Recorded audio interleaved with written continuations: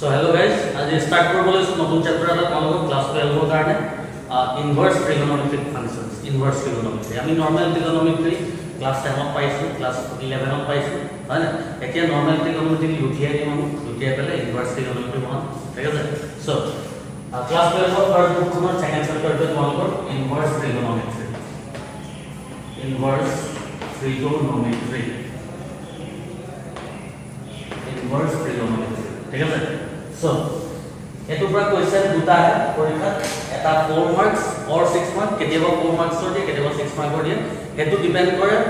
ইয়াৰ আগৰ যেটো চেপ্টাৰ আছে ৰিলেশন ফাংশন তো ৰিলেশন ফাংশন আৰু ইনভাৰ্স ট্ৰিগোনোমেট্ৰি ফাংশনৰ পৰা মিলাই পেলে 10 মাৰ্ক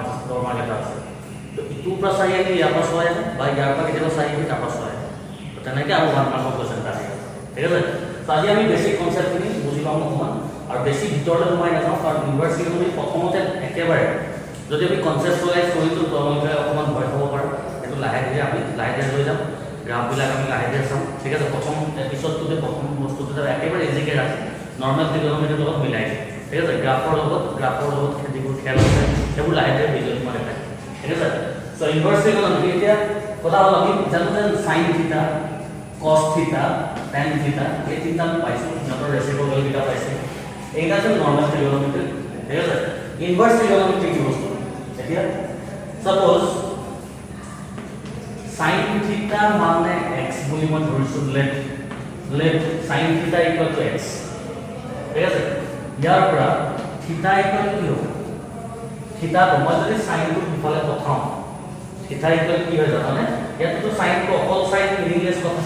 অকল sin টো মিনিংলেস কথা তাৰ লগত কিবা এটা লাগি থাকিব লাগে এংগুলাৰ ঠিক আছে অকল সাইন টো দুটা কথা লাগি হ'ব এই দুটা মাল্টিপ্লাই কৰিব সাইন আৰু থিটা মাল্টিপ্লাই কৰিব নাই কিলোমিটাৰ মাল্টিপ্লাই কৰিব হয় না সো এইটো x বাই সাইন হৈ যাব হয় ইংলিশ হৈ যাব কমপ্লিটলি ঠিক আছে তো সাইন থিটা মানে যদি x হয় থিটা মানে কি হয় জানানে সাইন কে মানে সিধা হৈ আছে ইফালে গলে সাইন ইনভার্স x হৈ যায় সো মেইন কনসেপ্ট ইয়াৰ পৰা আহিছে if sin theta equal to x then theta equal to sin t ইফালে গলে sin ইনভার্স ইফালে যে আছে তাত গৈ লাগি যায়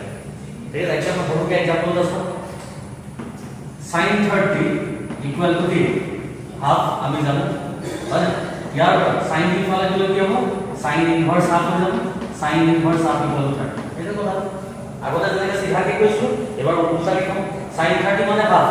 sin ইনভাৰ্স half মানে 30 ইয়াৰ কথা এইটো কথা tan 45 মানে কিমান আমি জানো 1 tan 45 মানে 1 তো tan ইনভার্স 1 কিমান tan ইনভার্স 1 equal to 40 একেটা বস্তু দুটিয়া বেলে কৈছো কি কথা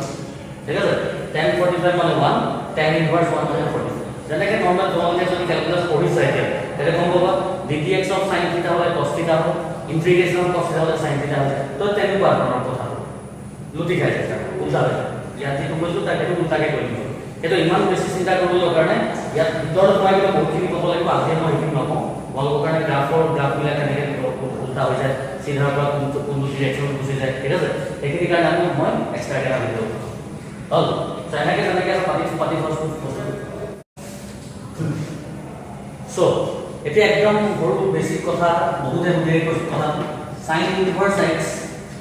আৰু sin x to the power -1 দুটা একেটা বেলেগ আমি জানো নৰমাল ট্ৰিগোনোমেট্ৰি sin স্কয়াৰ থিটা আৰু sin থিটা হোল স্কয়ার একেটা বস্তু হয় ট্রিগোনোমেট্রি হোল স্কয়ার থিটা স্কয়ার মাজতে আলটিমেটলি তো এই দুটা সমান নরমাল ট্রিগোনোমেট্রি সমান আমি জানো ইনভার্স অফ এটা খেল হয় না বেলেগ হয় sin inverse -x of sin x to the power -1 যদি -1 থাকে -1 দিয়া লাগিব না এটো কথা দুইবাৰ কি কৈছে তো ইয়াত কি হ'ল কথাটো দিস ইজ নট ইকুয়াল দুইটা একে নহয় দেই ইনভার্স অফ হেতু নহয় sin inverse x sin x to the power -1 মানে কি ইয়াত এটো sin ইনভার্স x থাকিব যেটো normal inverse trigonometry of sin or inverse to sin inverse x বুলি কয় sin x to the power -1 মানে কি sin x to the power -1 মানে 1 by sin x এটো আলটিমেটলি cos x হৈ যায় 1 by sin মানে cos x হৈ যায় সো এই দুটা কমপ্লিটলি বেলেগ এটো sin inverse x sin or reciprocal হৈ গ'ল এটো sin ইনভার্স মানে রেসিপ্রোকেল হৈ যায় sin ইনভার্স x মানে ইনভার্স ফাংশন উল্টাকে কৈছে ঠিক আছে কিন্তু sin x to the power -1 মানে 1 by sin x হৈ যাব এটো আমি cos x তো this is not equal to sin x to the power এটা ক্লিয়াৰ হৈছে এটো কথা বহুত মনত কনফিউজন থাকিব পাৰে তো এতিয়া আমি জাস্ট অকমানকে ক্লাস 12 ৰ মেইন বস্তুটো সোমাই গৈছো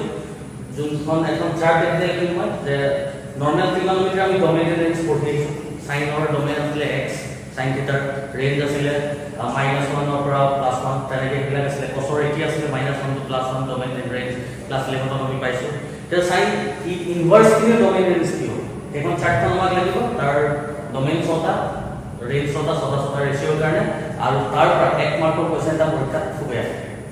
write the domain of tan inverse x write the range of sec inverse x এইখিনি একদম মুখস্থ থাকিব লাগিব এখন চাৰ্টখন আৰু মুখস্থ থাকিব মানে কোৱেশ্চন লাগিলো আমাক বেলেগ কোৱেশ্চনৰ কাৰণে এইখিনি লাগিব ডোমেইন ৰেঞ্জৰ ঠিক আছে এটো জানাকে আছে পাঁচ সো ঠিক আছে সো পৰীক্ষাৰ কাৰণে এখন যিখন চাৰ্ট লিখিব গৈ আছো মই ৰেশিও কিটা থাকিব sin inverse cos inverse tan inverse cosec আৰু sec inverse over inverse কিটা লৈছো এটাৰ ডোমেইন কি লাগিব এটাৰ ৰেঞ্জ এটাৰ ছটা ডোমেইনৰ ছটা লাগিব ৰেঞ্জৰ ছটা একদম মুখস্থ লাগিব ওয়ান বাই ডাইৰেক্ট দিয়ে কোশ্চেন আৰ যদি নিদিয়ে তথাপি আমাক যেতিয়া পিছৰ কোশ্চেন এক্সাৰসাইজ বিলাক কৰিম তাত লাগিব ঠিক আছে ৰেঞ্জ আৰু ডোমেইন আমি জানিব লাগিব তো sin ইনভাৰ্স x ৰ ডোমেইন কি হয় জানে -1 to +1 ইয়াৰ ডোমেইন এইটো ঠিক আছে আৰু তাৰ ৰেঞ্জ কি হয় -π/2 to +π/2 ঠিক আছে তেনেকৈ cos ইনভার্স ৰ ডোমেইন একে sin ইনভাৰ্স ৰ নিচিনা -1 ৰ পৰা 1 লৈকে হ'ব ঠিক আছে আর তার রেঞ্জ টু বেলেগ ইয়াতে রেঞ্জ টু কি হয় 0 to π जैसे नेक्स्ट আমি বলে নেক্সট আমি tan ইনভার্স হলে tan inverse of domain is r all real numbers tan inverse of domain বুলি কল all real numbers একো এক্সক্লুড নহয় ঠিক আছে তাৰ পিছত ইয়াৰ ৰেঞ্জ টু sin ৰ লগত একে -π/2 to +π/2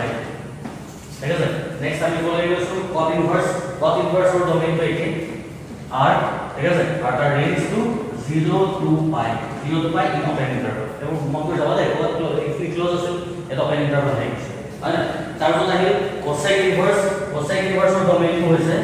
all real numbers হয় খালি কি নহয় জানানে -1 আৰু +1 ৰ এই ইন্টাৰভ্যালটো নহয় open intervalটো নহয় বাকি গোটেইখিনি ইয়াৰ ডোমেইনত পৰে আৰু তাৰ ৰেঞ্জটো কি হয় ঠিক তেনেকৈ -π/2 পৰা +π/2 লৈকে হয় মানে sin ইনভাৰ্সৰ যেটো ৰেঞ্জ আছে কেতে হ'ব খালি 0 to exclude 1/0 amplify হৈ যায় এটো তাৰ পৰা আহিছে এই সেকেন্ড ঠিক আছে আৰু লাষ্টত আহিব কি sec inverse ৰ ৰেঞ্জ টু ইয়াৰ নিচিনা কি r -1 to 1 আছে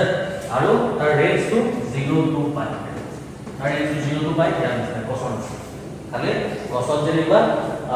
ক্লোজ ব্ৰেকেট আছে ইয়াত ওপেন ইন্টাৰভেল ঠিক আছে সো এখন চাৰ্ট তোমালোকে পাতিবালে একদম মুখস্থ হৈ ঠিক আছে পাতিব শুনে নাই সো ঠিক আছে কথাটো হয় না সো আমি কি কৰিলো বেসিক কনসেপ্ট পঢ়িলো sin ইনভাৰ্স cos ইনভাৰ্স কি বস্তু আৰু তাহাতৰ ডোমেইন এন্ড ৰেঞ্জ বিলাক পঢ়িলো ঠিক আছে আজি এক্সাৰসাইজ স্টাৰ্ট নকৰো আজি জাস্ট সৰুকে এক্সাম্পল এটা দেখাও যেটো আমি পিছৰ এক্সাৰসাইজটো আমি ইউজ কৰিম সো এতিয়া কথা প্ৰিন্সিপাল ভ্যালু মানে কি বুজায় প্ৰিন্সিপাল ভ্যালু ইনভার্স ট্রিগোনোমেট্রিক ফাংশনত প্রিন্সিপাল ভ্যালু মানে কি জানানে the values of any ratio the values of any inverse trigonometric function that lies in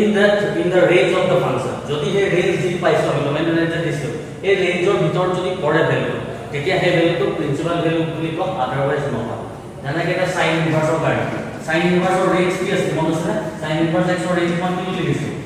-π/2 পৰা +π/2 পুৰা আমাক যদি কোৱেশ্চন এটা দিয়ে sin ইনভার্স যে find the value of sin inverse π/6 sin inverse π/3 the principal value of sin inverse π/3 যেতিয়া আমি check কৰি চাম যে এই ভ্যালুটো যেটো ওলাব আনসাৰ এই ৰেঞ্জটো আছে না নাই যদি আছে তেতিয়া হেতু প্ৰিন্সিপাল ভ্যালু হ'ব আদাৰৱাইজ নহয় সো এটা কোৱেশ্চন কোনটো ক্লিয়াৰ হৈ যাব find the principal value of sin inverse say √3/2 এটো দিলা হবে sin inverse √3/2 ঠিক আছে আমি মই যেতিয়া প্ৰথম লাইনটো কৈছো তাৰ পৰা আমি বুজি পাইছো ইয়াত যদি প্ৰথম লাইনটো তোমালোকে শুনিছিলা প্ৰথম দুই তিনটা লাইন তো আমি আনসাৰটো গম পাম sin ইনভার্স √3/2 sin কিমান হ'ব sin 60 দিলে তো আনসাৰটো 60 হ'ব কিন্তু আমি উলিয়াই দেখাব লাগিব হয় এনে কৰিলে লেট ইয়াৰ নাম এটা দিব বলে late y sin inverse √3/2 y বুলি লৈছো sin inverse তো হলো না নরমাল ট্রিগোনোমেট্রি রেশিও এটা ইফালে লৈ গলে ইনভার্স হৈ যায় ইনভার্স টা এই সাইডে লৈ গলে নরমাল হৈ যাব মানে ইয়াত কি হ'ব sin y √3/2 থাকে ঠিক আছে ক্লিয়াৰ হৈছে এতিয়া sin y sin কিমান √3/2 লাভ sin কিমান √3/2 ক্লাস 10 ৰ চাৰ্ট শুনা 1 ওলাই 60 ওলাই sin 60 60 মান পাই বাই 3 লিখিব পাৰো sin পাই বাই 3 হয় না এতিয়া আমি চেক কৰি চাম pi by 3 two a range আছে নাই কাৰণ sin ৰ ৰেঞ্জ এইটো আছে তো চেক কৰি চাব লাগিব যে √3/2 ওলাব লাগিব আৰু a ৰেঞ্জটো কৰিব লাগিব তো এনেকুৱা এটা আছে 60 আছে 60 টু 90 কি হ'ব কাৰণ তো মাইনাস আহিব প্লাস 90 ভিতৰত 60 টু মাইনাস ক্লিয়াৰ আছে এইটো লিখি দিম since sin লিখি দিলে since pi by 3 belongs to the interval ke minus pi by 2 to plus pi by 2 এখানে আমি sin pi by 3 লিখি এটা both side sin to cancel to sin of y equal to pi by 3 है ना so therefore we get y equal to pi by 3 this is the answer but this is the principal value of sin inverse √3 by 2 এনেকৈ লিখিব লাগে ঠিক আছে so মান পাম ন প্ৰথম এক্সাৰসাইজ টো একেবাৰে জাস্ট প্ৰিন্সিপাল ভ্যালু উলিয়াব লাগে এটা আমি নেক্সট ভিডিওত কৰিম ঠিক আছে নেক্সট ভিডিও তোমালোকে নেক্সট মানডে পাই আছে হ'ব আজি ইয়াতে দিছো just concept in it. Yeah, thank you so much.